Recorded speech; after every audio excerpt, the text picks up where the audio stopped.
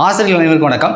இந்த நம்ம என்ன பார்க்க போறோம்னா இன்னைக்கு வந்து பார்த்தீங்கன்னா ஒர்க்கிங் டீச்சர் டெட், அதாவது ஸ்பெஷல் டெட்னு சொல்லக்கூடிய ஒர்க்கிங் டீச்சர் டெட்டுக்கான ஆன்லைன் அப்ளிகேஷன் வந்து ஸ்டார்ட் ஆயிருக்கு. ஸோ இதுக்கு அப்ளை பண்ணுறதுக்கு ஸ்டார்டிங்கில் என்ன கேட்குது அப்படின்ற விவரங்கள் பார்க்கலாம். ஸோ அது மட்டும் இல்லாமல் அரசுக்கிட்ட சில கோரிக்கைகள் வைக்க வேண்டியது இருக்குது. நிறைய ஆசிரியர்கள் வந்து இதுக்கு விண்ணப்பம் செய்ய முடியாமல் வந்து இருக்காங்க. இப்போ வந்து நோட்டிஃபிகேஷன் என்ன சொல்லியிருக்காங்கன்னா, government school teacher, government aided school மற்றும் வந்து தனியார் பள்ளிகள், ப்ரைவேட் ஸ்கூல் இருக்கக்கூடிய டீச்சர்ஸும் வந்து அப்ளை பண்ணலாம் அப்படின்னு சொல்லியிருக்காங்க. அவங்க சொன்னாலும் கூட, நோட்டிஃபிகேஷன் சொன்னாலும் கூட நிறைய ஆசிரியர்கள்ட்ட அந்த இஎம்ஐஎஸ் ஐடி, ஐஎம்சி ஐடின்னு சொல்லக்கூடிய அந்த ஐடி வந்து இல்லை, எங்களால் அப்ளை பண்ண முடியல அப்படின்றத வந்து சொல்கிறாங்க. ஸோ அதையும் வந்து நம்ம வந்து பார்க்கலாம். ஓகேங்களா?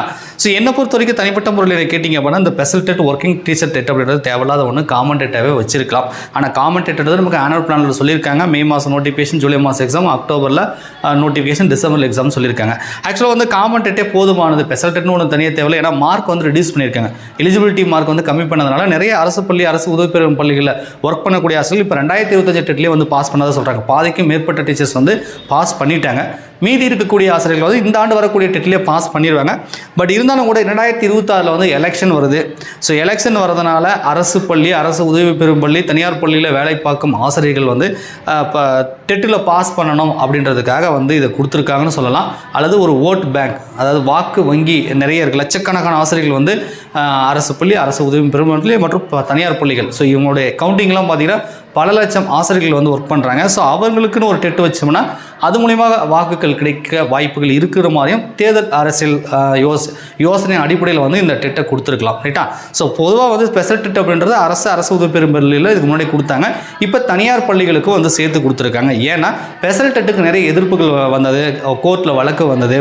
ஸோ அதனால் வந்து ஸ்பெஷல் டெட்டுன்னு சொன்னோம்னா அது வந்து இஷ்யூ வரதுக்கு வாய்ப்பு இருக்குது. இது ஒர்க்கிங் டீச்சர் டெட் அப்படின்னு சொன்னோம்னா வந்து நாளைக்கு வந்து இதை கோர்ட்டுக்கு கொண்டு போனாலுமே பெரிய இஷ்யூ ஆகிறதுக்கான வாய்ப்புகள் இல்லை. ஏன்னா தற்சமயம் வேலை இருக்கக்கூடிய ஆசிரியர்கள் வந்து சுப்ரீம் கோர்ட் தீர்ப்பால் வந்து பாதிப்பு அடையக்கூடாதுன்னு சொல்லி நாங்கள் வந்து ஒரு டெட் வைக்கிறேன்னு சொல்லிடுவாங்க. இப்போ கவர்மெண்ட் டீச்சர் மட்டும் வைக்கிறீங்களான்னா கிடையாது, நாங்கள் தனியார் பள்ளிகளில் வேலை பார்க்கக்கூடிய ஆசிரியர்கள் வைக்கிறேன்னு சொல்லிடுவாங்க. ஸோ ஓரளவுக்கு வந்து இந்த வழக்கு, கோர்ட்டு, கேஸு, பஞ்சாயத்துன்னு போனாங்க அப்படின்னா கொஞ்சம் இந்த டெட்டுமை வந்து தப்பிச்சுக்கும், இந்த ஒர்க்கிங் டீச்சர் டெட் வந்து தப்பிச்சுக்கும். அரசு பள்ளி ஆசிரியர்கள் மட்டும் கொடுத்தாங்க அப்படின்னா கண்டிப்பாக வந்து ஏதோ ஒரு இஷ்யூ வரதுக்கு வாய்ப்புகள் இருக்குது. ரைட்டா? ஸோ சுப்ரீம் கோர்ட்டில் வந்த தீர்ப்புக்கான ரிவ்யூ பெட்டிஷன் வந்து இன்னும் வந்து ரிவ்யூ பெட்டிஷன் போட்டாங்க இல்லையா, அதுக்கான ஜட்ஜ்மெண்ட், அதுக்கான ரிவ்யூ பெட்டிஷன் கிளாரிஃபிகேஷன் வந்து இன்னும் வந்து வாங்கலை. ஸோ அதுவும் வந்து பார்த்திங்கன்னா எந்த ஒரு முன்னெடுப்பும் இல்லாமல் இருக்காங்க. அது மேபி வந்து ஆசிரியர்களுக்கு சாதகமாகவோ அல்லது பாதகமாகவோ வரலாம். எப்படி வந்தாலும் அது வந்து அரசுக்கு வந்து ஒரு அழுத்தத்தை கிரியேட் பண்ணும். ஸோ அதனால் வந்து ரிவ்யூ பெட்டிஷனுக்கான தீர்ப்பை வாங்காமல் ஆசிரியர்களோட மனசை குளிர் வைக்கணும், அவங்கள வந்து நாங்கள் தான் காப்பாற்றுறோம், உங்களை வந்து சுப்ரீம் கோர்ட்டு தீர்ப்பு அப்படின்னு சொல்லி ஒரு ஸ்பெஷல் டெட்னு ஒன்று அறிவிச்சிருக்காங்க. அதை ஒர்க்கிங் டீச்சர் டெட்னு பேரை மாற்றிருக்காங்க. Tamil Nadu teacher eligibility test for working teachers அப்படின்னு போட்டிருக்காங்க. இது ஸ்பெஷல் டெட்டு கிடையாது, ஒர்க்கிங் டீச்சர் தான் இதுக்கான பேர். ஓகேங்களா? நான் வந்து லாகின் பண்ணி பார்த்தேன். ஸோ உள்ளே அப்ளை பண்ணுறதுக்கு என்ன கேட்கும் அப்படின்னு சொல்லி ஃபஸ்ட்டு வழக்கம் போல் வந்து இமெயில் ஐடி, மொபைல் நம்பர்லாம் கேட்குது. ஸோ அதை கொடுத்து ஓடிபி கொடுத்தோன்னா இந்த மாதிரி வந்து ஓப்பன் ஆகுது. ஸோ இதில் வந்து பார்த்திங்கன்னா நமக்கு வந்து இப்போ கரண்ட்டில் என்ன நடக்குது அப்படின்ற மாதிரிலாம் கொடுத்துருப்பாங்க. ரீடு நோட்டிஃபிகேஷன் கொடுத்துருக்காங்க. அப்ளிகேஷன் லாஸ்ட் டேட் வந்து ஏப்ரல் 10. ஆக்சுவலாக ஒரு ஆன்லைன் அப்ளிகேஷன் அப்படின்னா ஒரு 30 டேஸ் நமக்கு டைம் கொடுப்பாங்க. இப்போ நமக்கு பிப்ரவரி 18 கொடுக்குறாங்க அப்படின்னா மார்ச் 18 வரைக்கும் கொடுப்பாங்க. ஆனால் இவங்க ஏப்ரல் 10 வரைக்கும் கொடுத்துருக்காங்க. ஏன் 2 மாதம் டைம் கொடுக்குறாங்க அப்படின்னா, ஸோ இதில் நிறைய இஷ்யூ இருக்குது. ரைட்டா? ஸோ இதில் சர்வீஸ் சர்டிஃபிகேட் வாங்கணும், அதில் எய்ம்ஸ் ஐடி இல்லாமல் இருக்குது நிறைய பேர்கிட்ட, அந்த மாதிரிலாம் இஷ்யூ இருக்கிறதுனால மேபி வந்து டைம் வந்து கூடுதலாக கொடுத்துருக்காங்கன்னு நினைக்கிறேன். அது இல்லாமல் எலெக்ஷன் வரதுனால முன்னாடியே கொடுத்தோம்னா முன்னாடியே எக்ஸாம் வைக்க வேண்டியதாக இருக்கும். ஸோ 2 மாதம் அப்படி அப்ளை பண்ணுறதுக்கு டைம் கொடுத்தோம்னா ஏப்ரல் வரைக்கும் கொடுத்தோம்னா மே, ஜூன் விட்டு ஜூலையில் எக்ஸாம் வச்சுக்கலாம் அப்படின்னு சொல்லி நோட்டிஃபிகேஷன் வந்து கொடுத்துருக்காங்க. ரைட்டா? ஸோ எடிட் அப்ளிகேஷன் எக்ஸாம் பார்த்தீங்கன்னா உங்களுக்கு வந்து டென்டேட்டிவாக கொடுத்துருக்காங்க. ஜூலை 5 வந்து எக்ஸாம், ரிட்டன் எக்ஸாமினேஷன் இருக்கும் அப்படின்ற மாதிரி கொடுத்துருக்காங்க. இது பேப்பர் 2க்கு நான் வந்து ஓப்பன் பண்ணனால காட்டுது. ஓகேங்களா? சரி, இப்போ நான் வந்து பார்த்திங்க அப்படின்னா இதில் ஒர்க்கிங் எக்ஸ்பீரியன்ஸ் வந்து கேட்குது. இப்போ பிரச்சனை என்னென்னா, இப்போ கரண்ட்டில் ஒர்க் பண்ணுறவங்க மட்டும் தான் அப்ளை பண்ண முடியுமா அப்படின்ற ஒரு கேள்வி வருது. ரைட்டா? ஏன்னா இஎம்ஐஸ் ஐடியாக அவங்ககிட்ட மேபி இருக்கும். இப்போ கையெழுத்துலாம் வாங்க வேண்டியது இருக்குது. இதுக்கு முன்னாடி நீங்கள் பள்ளியில் ஒர்க் பண்ணிவிட்டு இப்போ ஒர்க் பண்ணலாம் அப்படின்னா, இதுக்கு முன்னாடி ஒர்க் பண்ணியிருந்தாலும் உங்கள்கிட்ட அந்த ஐடி இருந்துச்சுன்னா நீங்கள் வந்து அப்ளை பண்ணலாம் அப்படின்றத சொல்கிறாங்க. ரைட்டா? உங்கள்கிட்ட அந்த எய்ம்ஸ் ஐடி இல்லை அப்படின்னா அப்ளை பண்ண முடியாது. ஸோ இங்கே வந்து நான் வந்து ஒர்க்கிங் எக்ஸ்பீரியன்ஸ் வந்து இருக்குது அப்படின்னு கொடுத்துருக்கேன். ஸோ எனக்கு வந்து இன்ஸ்ட்ரக்ஷன் ஆகிடுது. ஓரளவு நீங்கள் பார்த்தா உங்களுக்கு தெரியும். இல்லை அப்படின்னு நான் கொடுத்துன்னு வச்சுக்கோங்களேன், நாட் எலிஜிபிள், எனக்கு ஒர்க்கிங் எக்ஸ்பீரியன்ஸே கிடையாது அப்படின்னு சொன்னால் நான் இந்த டெட்டுக்கே வந்து எலிஜிபிள் கிடையாது. ரைட்டா? இப்போ பிரச்சனை என்னென்னா, நான் ஏற்கனவே 1 வருஷம் 2 வருஷம் ஒர்க் பண்ணேன், இப்போ கரண்ட்டில் ஒர்க் பண்ணலை. ஸோ நான் ஓகே கொடுக்குறேன், ரைட்டா, என்கிட்ட வந்து எக்ஸ்பீரியன்ஸ் இருக்குது, என்கிட்ட எக்ஸ்பீரியன்ஸ் இருக்குதுன்னு கொடுக்குறேன். ஸோ அப்படி நான் கொடுத்தோம் அப்படின்னா எனக்கு என்ன வரும் அப்படின்னா, எனக்கு வந்து இதில் பாருங்கள் இந்த எய்ம்ஸ் அதாவது EMIS சொல்லக்கூடிய இந்த ஐடி நம்பர் வந்து கேட்குது. இதுதான் பிரச்சனையாக இருக்குது. என்னென்னா இப்போ தனியார் இப்போ கவர்மெண்ட் ஸ்கூலில் ஒர்க் பண்ணக்கூடிய ஆசிரியர்கள், கவர்மெண்ட் எய்டட் ஸ்கூலில் ஒர்க் பண்ணக்கூடிய ஆசிரியர்கள் மேக்ஸிமம் வந்து இந்த ஐடி வச்சுருப்பாங்க. ரைட்டா, எனக்கு தெரிஞ்சு SMCயில் ஒர்க் பண்ணக்கூடிய கவர்மெண்ட்டில் டெம்பரரி ஒர்க் பண்ணவங்களுக்கும் சில ஆசிரியர்களுக்கு வந்து இந்த எய்ம்ஸ் ஐடி வந்து இருக்குது. தனியார் பள்ளிகளில் சில ஆசிரியர்களுக்கு இருக்கிறதா கேள்விப்பட்டிருக்கேன். நிறையா, அதாவது ஒரு குறிப்பிட்ட பர்சன்டேஜ். பெரும்பாலான ஆசிரியர்களுக்கு வந்து தனியார் பள்ளியில் வேலை பார்க்கக்கூடிய ஆசிரியர்களுக்கு வந்து இந்த எய்ம்ஸ் ஐடி இல்லை அப்படின்றத நான் வந்து கேள்விப்பட்டிருக்கேன். நிறைய பேர் கமெண்டில் கூட சொல்லியிருந்தாங்க. ஸோ அப்போ தனியார் பள்ளி ஆசிரியர்கள் டெட்டுக்கு அப்ளை பண்ணலான்னு அப்படின்னு நினச்சா கூட இந்த ஐடி இல்லை. இப்போ ஒரு கேள்வி வரும், சார் இந்த ஐடி க்ரியேட் பண்ணிக்கலாம் சார். இல்லை தானே, உங்களுடைய ஹெட்மாஸ்டர் பிரின்ஸிபல்கிட்ட சொல்லி இந்த எய்ம்ஸ் ஐடியை வந்து நம்ம க்ரியேட் பண்ணிக்கலாம் அப்படின்ற மாதிரி சொல்கிறாங்க. ரைட்டா, ஸோ இந்த எய்ம்ஸ் ஐடியை வந்து நம்ம க்ரியேட் பண்ணுறாங்க, இப்போ இதுக்கப்புறம் பண்ணிக்கலாம் அப்படின்னு சொன்னால் சில ஆசிரியர்கள் வந்து ஒர்க் பண்ணாமலே அவர்களுடைய தெரிஞ்ச ஹெட்மாஸ்டரோ பிரின்சிபல் இருந்தாங்க அப்படின்னா அந்த எய்ம்ஸ் ஐடியை வந்து கிரியேட் பண்ணுறதுக்கான வாய்ப்புகள் இருக்குது. ஏன்னா அந்த டேட் கொடுத்துருக்காங்க இல்லையா, 1/9/2025 முன்னாடி ஜாயின் பண்ண மாதிரி புதுசாக எய்ம்ஸ் ஐடியை வந்து கிரியேட் பண்ணுறதுக்கான வாய்ப்புகள் இருக்குது. ஸோ இதில் சில முறைகேடுகள் நடப்பதற்கான வாய்ப்புகள் இருக்குது. இதுக்கு முன்னாடி தான் ஓகே, புதுசாக கிரியேட் பண்ணிக்கலாம் அப்படின்னு சொன்னாங்க அப்படின்னா ஸோ இந்த மாதிரி நடப்பதற்கும் வாய்ப்புகள் இருக்குது. இது எப்படி கண்ட்ரோல் பண்ணுவாங்க, எப்படி கண்காணிக்குவாங்க அப்படின்றது நமக்கு தெரியல. ஸோ இதை படித்து காட்டிடுறேன் பாருங்கள். பணிபுரியும் ஆசிரியர்களுக்கு தமிழ்நாடு ஆசிரியர் தகுதி தேர்வு 2026 தமிழ்நாட்டில் உள்ள பள்ளிகளில் பணிபுரியும் ஆசிரியர்களுக்கு மட்டும் இத்தகுதி தேர்வு நடத்தப்படும். அதை மட்டும் போல்டாக வேறு கொடுத்துருக்காங்க. விண்ணப்பதாரர்களுடைய சரியான எய்ம்ஸ் ஐடி எண்ணை பூர்த்தி செய்ய வேண்டும். இவ்விவரங்கள் சரியாக ஆசிரியர் தேர்வு வாரியத்தினால் பின்னர் சரிபார்க்கணும். இந்த ஐடி நம்ம கொடுத்தாலும் கூட இந்த ஐடி வந்து சரியாக இருக்கான்னு பின்னாடி TRBயால் வந்து வெரிஃபை பண்ணப்படுன்றாங்க. கொடுக்கப்பட்ட எய்ம்ஸ் ஐடி எண் தவறாக இருப்பின் அல்லது ஆசிரியராக பணியில் சேர்ந்த நாள் 1/9/2025 அன்றோ அல்லது அதற்கு முன்பாகவோ இல்லை எனில் இந்த டேட்டுக்கு முன்னாடி வந்து ஜாயின் பண்ணிக்கணும். அப்படி இல்லை இந்த டேட் தங்களுடைய விண்ணப்பம் செல்லாததாக நிராகரிக்கப்படும். ஸோ வந்து அப்ளிகேஷன் வந்து ரிஜெக்ட் பண்ணப்படும் அப்படின்றத தமிழ் மற்றும் ஆங்கிலத்தில் வந்து கொடுத்துருக்காங்க. ரைட்டா, ஸோ ஒருவேளை நம்ம எய்ம்ஸ் ஐடி கொடுத்தோம்னா அது பாருங்கள், enter the EMIS ID number வந்து கேட்குது. ஸோ இந்த வீடியோ கிளிக் பண்ணி பார்க்கக்கூடிய ஆசிரியர்கள் ப்ரைவேட் ஸ்கூலில் ஒர்க் பண்ணுறீங்க அப்படின்னா உங்கள்கிட்ட இந்த எய்ம்ஸ் ஐடி இருக்கா அப்படின்றத கமெண்ட்ஸில் சொல்லுங்கள். இல்லைனாலும் சார் நான் ப்ரைவேட் ஸ்கூலில் ஒர்க் பண்ணுறேன், ஸோ எங்கள்கிட்ட எய்ம்ஸ் ஐடி இல்லை அப்படின்றத வந்து குறிப்பிடுங்க. நீங்கள் state board matriculation school work பண்ணுறீங்க அப்படின்னா மேக்ஸிமம் இது வந்து இருக்கிறதுக்கு வாய்ப்புகள் இருக்குது. CBSE ஸ்கூல் ஒர்க் பண்ணுறவங்களுக்கு இது இருக்குமான்றது எனக்கு தெரியல, இருக்காதுன்னு நினைக்கிறேன். ஏன்னா நீங்கள் வந்து அந்த நம்மளுடைய ஸ்டேட் கவர்மெண்ட் டெட்டு அங்கே தேவைப்படாது, சென்ட்ரல் கவர்மெண்ட் டெட்டு தான் CBSE ஸ்கூலுக்கு தேவைப்படும். பெரும்பாலும் தமிழகத்திலே நிறைய CBSE ஸ்கூல் இருக்குது. ஸோ அந்த ஆசிரியர்கள் என்ன செய்வார்கள் அப்படின்றது தெரியல. ஏன்னா அவங்க படித்ததும் தமிழகத்தில் தான் படிச்சிருப்பாங்க, டீச்சர் ட்ரைனிங்கோ B.Ed முடிச்சுட்டு தான் வேலை பார்ப்பாங்க. இப்போ CBSE பள்ளியில் வேலை செய்யக்கூடிய ஆசிரியர்களுக்கும் இந்த எய்ம்ஸ் ஐடி வந்து இருக்கா அப்படின்றது தெரியல. அப்படி இருந்தாலும் அது எல்லாருக்கும் இருக்கா அப்படின்றது தெரியல. கொஞ்சம் கமெண்ட்ஸில் வந்து சொல்லுங்கள். நீங்கள் இப்போ இந்த வீடியோ கிளிக் பண்ணி பார்க்குறோம், கண்டிப்பாக வந்து டீச்சர்களாக தான் இருப்பீங்க, ஏதாவது ஒரு ப்ரைவேட் ஸ்கூலில் ஒர்க் பண்ணுவீங்க. ரைட்டா, ஸோ உங்கள்கிட்ட இந்த எய்ம்ஸ் ஐடி இருக்கா, நீங்கள் எந்த மாதிரியான பள்ளியில் வேலை பார்க்குறீங்க அப்படின்றத சொல்லுங்கள். ஓகேங்களா, சரி. டேட் ஆஃப் ஜாயினிங் வந்து கொடுக்க சொல்கிறாங்க. ஆஸ் ஏ டீச்சர் எப்போ ஜாயின் பண்ணீங்க அப்படின்றத கொடுக்கணும். ஸோ ஒர்க்கிங் இன், இப்போ ஒர்க்கிங்கில் நீங்கள் வந்து ப்ரைவேட்டாக அதில் பாருங்கள், கவர்மெண்ட் எடா. ஸோ கவர்மெண்ட் எடட் அல்லது ப்ரைவேட் அப்படின்னு கொடுத்துருக்காங்க. ஸோ நீங்கள் ப்ரைவேட்னா ப்ரைவேட், கவர்மெண்ட்னா கவர்மெண்ட் எடட் ரெண்டுல எதுனாலும் அது ஒன்றே கிளிக் பண்ணால் போதும். ரைட்டா, ஸோ அதுக்கப்புறம் வந்து EPF நம்பர் அப்படின்னு சொல்லி ஒன்று கேட்குது. அதுக்கப்புறம் பார்த்திங்க, இது வந்து கம்பல்சரி கிடையாது, இது ஸ்டார் போடல. ரைட்டா, ஸோ இருந்தால் அது பண்ணலாம், இல்லைனா ஒன்றும் பிரச்சனை இல்லை. அதுக்கப்புறம் நம்ம எந்த மாதிரி ஒர்க் பண்ணுறோம், டீச்சராவா, ஹெட்மாஸ்டரா, பிரின்சிபலானு கேட்குது. ஸோ அதை வந்து கொடுக்க சொல்கிறாங்க, அதை கொடுத்துக்கலாம். ஸோ அதுக்கப்புறம் லாங்குவேஜ் ப்ரிஃபரன்ஸ்க்கு வந்து கேட்குது. ஸோ தமிழா, தெலுங்கா, மலையாளமா, கன்னடமா அப்படின்னு கேட்குது.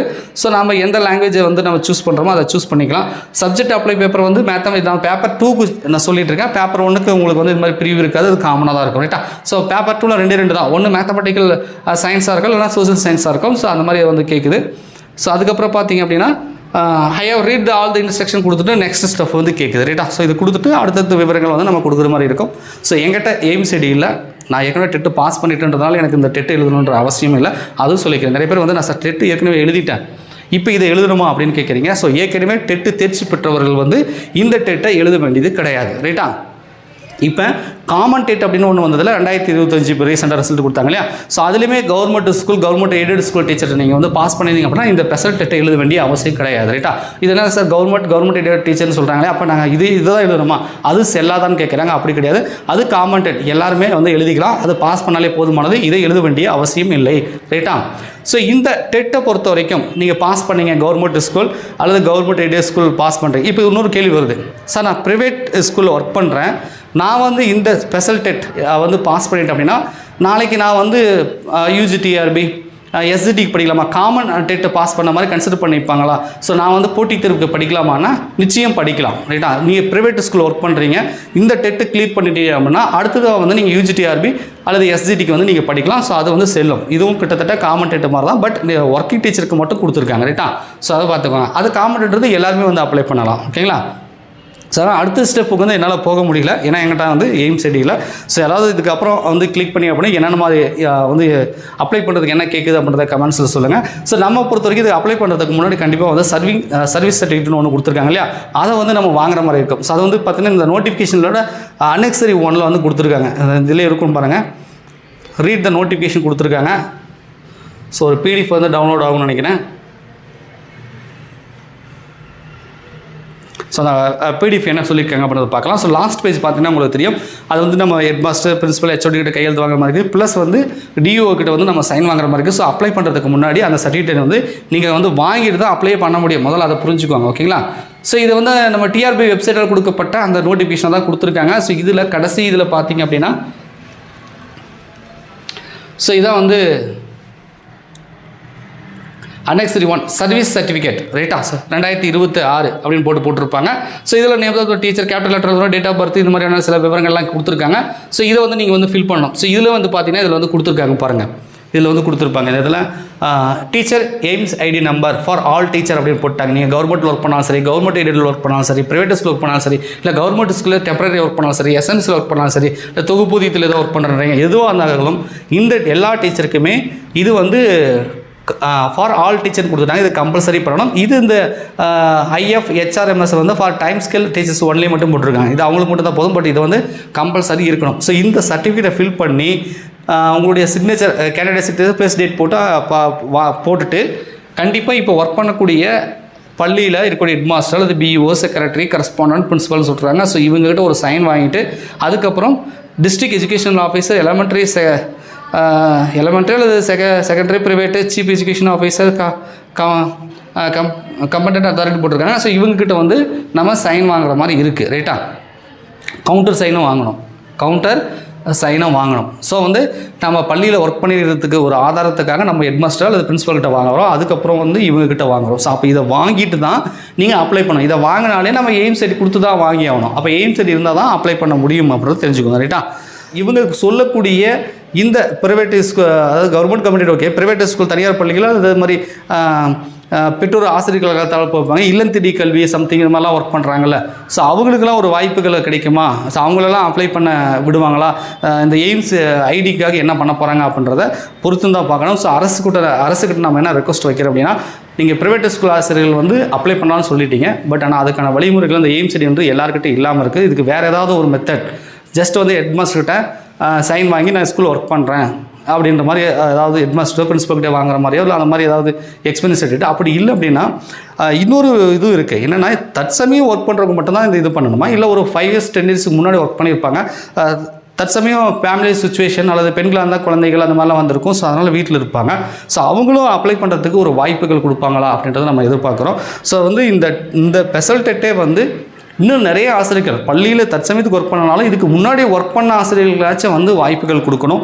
அதுக்கேற்ற மாதிரி இந்த ஆன்லைன் அப்ளிகேஷனில் சில மாடிஃபிகேஷன் கொண்டு வர சொல்லி அரசுக்கிட்ட நாங்கள் கேட்குறோம். ஸோ நீங்கள் நோட்டிஃபிகேஷன் சொல்லிட்டீங்க, நீங்கள் சொன்னாலும் கூட தனியார் பள்ளி ஆசிரியர்கள் பெரும்பாலும் இதுக்கு வந்து அப்ளை பண்ண முடியாமல் வந்து தவிக்கிறாங்க.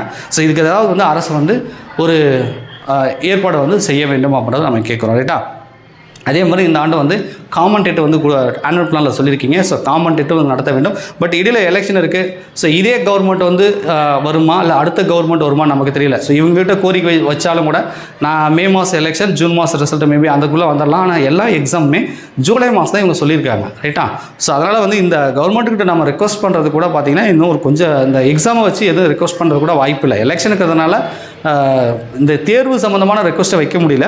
பட் இருந்தாலும் கூட அறிவிப்பு கொடுத்துருக்கீங்க. இந்த அறிவிப்பு கொடுத்தும் கூட பல ஆசிரியர்களால் அப்ளை பண்ண முடியல. இது ஒரு தெளிவான கிளாரிட்டி இல்லை. ஸோ வந்து பள்ளிகளுக்கு ஒரு சுற்றறிக்கை அனுப்புங்க. நீங்கள் ப்ரைவேட் ஸ்கூலில் கவர்மெண்ட் இல்லை டெம்பரரி ஒர்க் பண்ணுறவங்களுக்குலாம் இந்த மாதிரி அந்த எய்ம்ஸ் ஐடி கிரியேட் பண்ண சொல்லியோ அல்லது அவங்க அப்ளை பண்ணுறதுக்கான அந்த வழிமுறைகளை வந்து எளிதாக்குங்கள் அப்படின்றத நாங்கள் வந்து கேட்டுக்கிறோம். ரைட்டா, ஸோ நீங்கள் என்ன நினைக்கிறீங்க அப்படின்றத கமெண்ட்ஸில் சொல்லுங்கள். ஸோ நீங்கள் ஒர்க்கிங் டீச்சராக இருக்கீங்க, நீங்கள் government school, private school, government school எதில் ஒர்க் பண்ணலாம், தற்சமயத்துக்கு உங்களோட எய்ம்ஸ் ஐடி இருக்குது, நீங்கள் பள்ளியில் ஒர்க் பண்ணுறீங்க அப்படின்னா நீங்கள் அப்ளை பண்ணிக்கலாம். ஸோ அதுக்கான ஆன்லைன் அப்ளிகேஷன் வந்து ஸ்டார்ட் ஆகிடுச்சு. ஸோ நீங்கள் இந்த சர்வீஸ் சர்டிஃபிகேட்டை வந்து வாங்கிட்டு வந்து நீங்கள் வந்து அப்ளை பண்ணுங்கள். ஓகேங்களா? மேற்கொண்டு உங்களுக்கு ஏதாவது சந்தேகம்னா கமெண்ட்ஸை சொல்லுங்கள். மேற்கொண்டு சில கிளாரிஃபிகேஷன் எனக்கும் கிடைச்சது அப்படின்னா உங்களுக்கு அப்பப்போ வந்து நான் அப்டேட் கொடுக்குறேன். ஓகேங்களா? ஸோ படிக்கிறத பொறுத்த வரைக்கும் நீங்கள் காமன் டெட்டாக இருந்தாலும் சரி, இந்த ஒர்க்கிங் டீச்சர் டெட்டாக இருந்தாலும் எல்லாத்துக்குமே சேம் சிலபஸ் தான். ரைட்டா? நம்மகிட்ட சைக்காலஜிக்கான மெட்டீரியல் இருக்குது, கம்யூனிட்டி போஸ்ட்டில் போட்டிருப்போம் அதுக்கான ப்ரைஸு. ஸோ தனியாக ஒரு வீடியோ கூட நான் போடுறேன். ஸோ நீங்கள் இந்த ஒர்க்கிங் டீச்சருக்கு டெட்டுக்கு படித்தாலும் சரி அல்லது காமன் டெட்டுக்கு நீங்கள் படித்தாலும் சரி, நீங்கள் வந்து சைக்காலஜி மெட்டீரியல் அவைலபிளாக இருக்குது, தேவைப்பட்டால் வந்து வாங்கிக்கோங்க. ஓகேங்களா? நன்றி, வணக்கம்.